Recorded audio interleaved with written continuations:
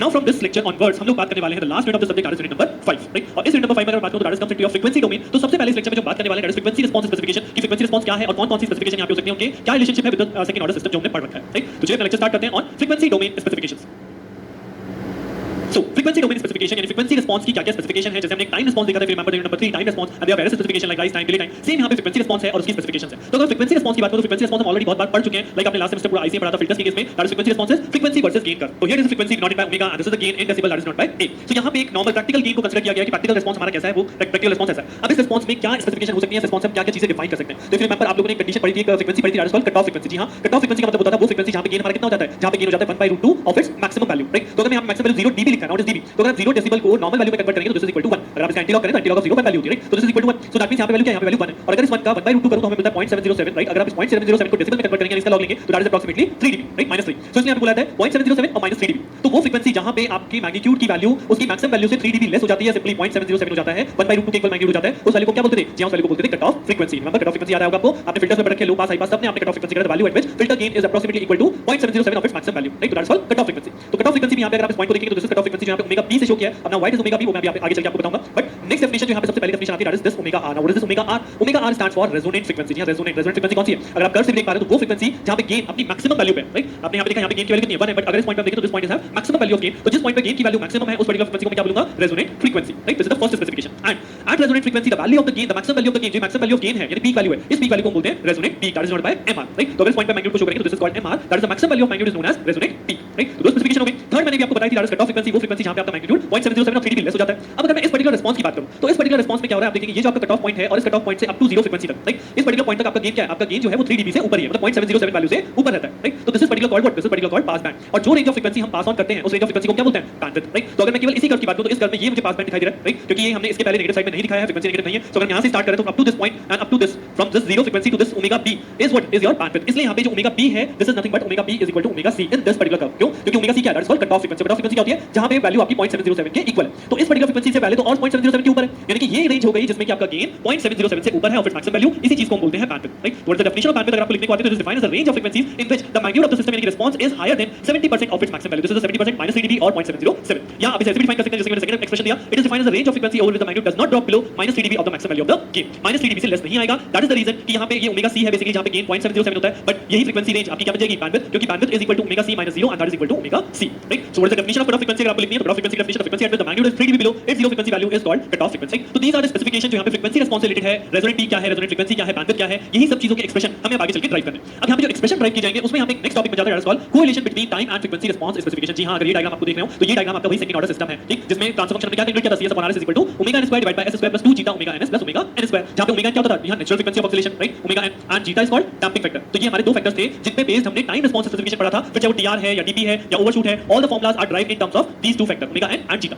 अब सेम चीज हम यहां पे फ्रीक्वेंसी रिस्पांस जो स्पेसिफिकेशन है उनके जितने हमने अभी तक स्पेसिफिकेशन देखी है, चाहे रेजोनेंट पीक है, रेजोनेंट फ्रीक्वेंसी है, बैंडविड्थ है, उन सबको भी हम इन्हीं दो फैक्टर की फॉर्म में कैलकुलेट करने वाले हैं। That's why there is a topic पूछ लिया जाता है कई बार कि what is the relation between time and frequency response, क्योंकि जो क्वेश्चन आपने टाइम रिस्पांस में किया है सेम उसी क्वेश्चन के बेस पे उसी तरह जीटा ओमेगा कैलकुलेट करके I can also calculate the frequency response specification. तो इसलिए मैंने यहां पे सेकंड ऑर्डर सिस्टम कंसीडर किया है। अब मैं इसी सिस्टम से फ्रीक्वेंसी रिस्पांस स्पेसिफिकेशंस के जो फॉर्मूले हैं उन्हें ड्राइव करने वाला हूं। सो what is the domain of this particular function, this particular function is S domain. अब इस एस डोमेन से अगर मुझे फ्रीक्वेंसी डोमेन में आना है तो मुझे क्या करना पड़ेगा, जी हां, मुझे पुट करना पड़ेगा s tends to j omega. So once I put this function तो ये फंक्शन आपका बन जाएगा c of j omega divide by r of j omega is equal to omega n square as it is आने वाला है। यहां पे आप पुट करोगे j square omega square, j square is what, j square is -1, तो ये actually term बनती है minus omega square plus 2 zeta omega n j of omega s की जगह plus omega n square right. अब अगर इस टर्म में मैं ओमेगा n स्क्वायर मतलब रियल पार्ट को एक साथ करूं, इमेजिनरी पार्ट को एक साथ करूं, तो I can write over here कि 2 zeta omega n j omega ये अलग चला गया और प्लस ये आ गया आपका अलग omega n square minus omega square, ऊपर आपका ओमेगा स्क्वायर है। अब अगर नीचे वाले पोर्शन में आप ओमेगा n स्क्वायर को कॉमन ले लो राइट, तो अगर मैंने ओमेगा n स्क्वायर को कॉमन ले लिया नीचे से तो this function return as 1 minus omega square by omega n square right, plus j के साथ यहां पे बचेगा 2 zeta omega by omega n, because here it is omega n omega, तो हमने ओमेगा n स्क्वायर कॉमन लिया तो एक ओमेगा नीचे आ जाएगा और ये जो ऊपर आपका ओमेगा n स्क्वायर है इससे अल्टीमेटली ओमेगा n स्क्वायर आपने जो कॉमन लिया है वो आपका कैंसिल आउट हो जाएगा। तो what the function become, the function look like this कि आपको फंक्शन ये दिखाई देगा j ओमेगा पुट करने के बाद omega n square cancel out होगा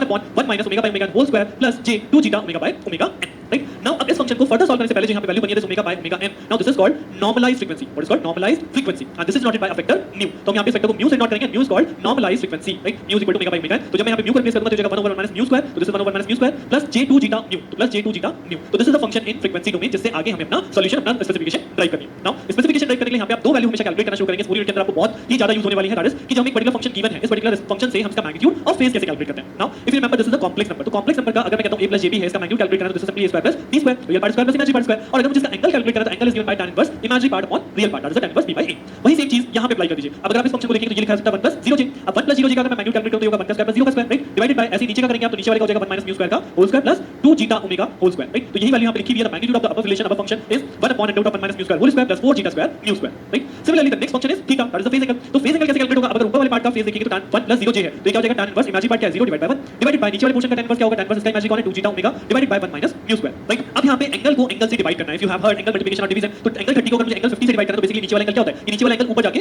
माइनस हो जाता है। तो इन द सेम थिंग अगर आप tan इनवर्स 0 सॉल्व करते हैं तो दिस इज इक्वल टू 0 और ये जो नीचे एंगल है इसे मैं सॉल्व नहीं कर सकता तो ये ऊपर जाके माइनस हो जाएगा। तो what is the angle value I got theta is equal to minus tan inverse 2 zeta mu divided by 1 minus mu square. तो दिस इज द वे जो आपको इस पूरी यूनिट में काम आने वाला है कि अगर एक पर्टिकुलर फंक्शन गिवन है फ्रीक्वेंसी डोमेन में तो मैं उसका किस तरह से मैग्नीट्यूड और फेज कैलकुलेट करने वाला हूं। ये इसके हर टॉपिक में ऑलमोस्ट आपको जरूरत पड़ने वाली है, राइट। सो यहां पे अब आपने सीख लिया कि मैग्नीट्यूड कैसे कैलकुलेट करते हैं। So now I can start my first derivation that is of resonant frequency, right. तो as per the resonant frequency क्या थी? रेजोनेंट फ्रीक्वेंसी है जहां पे मैग्नीट्यूड हाईएस्ट हो जाता है with respect to frequency, that is the value of resonant frequency. तो कैसे कैलकुलेट करूं? I know the value of m, I know the value of this m। तो अगर इस m को मैं म्यू के रिस्पेक्ट में क्या कर दूं? मैक्सिमम निकालना ना, तो म्यू के रिस्पेक्ट में डिफरेंशिएट करके इक्वल टू 0 रख दूं तो that is my condition for resonant frequency. और यहां पे म्यू कौन सा होगा? इस केस में जो म्यू की वैल्यू आएगी वही म्यू क्या कहलाएगा? That is called mu r। Mu r stands for normalised resonant frequency, right. हमने पढ़ा ना mu is what? Mu is normalised frequency, omega is called angular frequency, natural frequency, mu is called normalised frequency. तो जब omega is divided by omega तो हमने से mu बोला, तो ऐसे अगर म्यू r है तो हमसे क्या बोलेंगे? Omega r divided by omega n। और यहां से हम लोग सॉल्व करेंगे what is the value of omega r, that is resonant frequency. तो पहले जो हम ड्राइव करेंगे, जो आप डेरिवेशन करने को आता है कि find the derivation of resonant frequency, what is the expression for resonant frequency. So we will start from this formula. So what is the formula for m over here? This is the formula for m, m is equal to 1 upon this। इस वैल्यू को मैं ऐसे लिख सकता हूं कि m is equal to 1 minus mu square whole square plus 4 zeta square mu square to the power half, right. अब हमें यहां पे for the resonant frequency expression we have to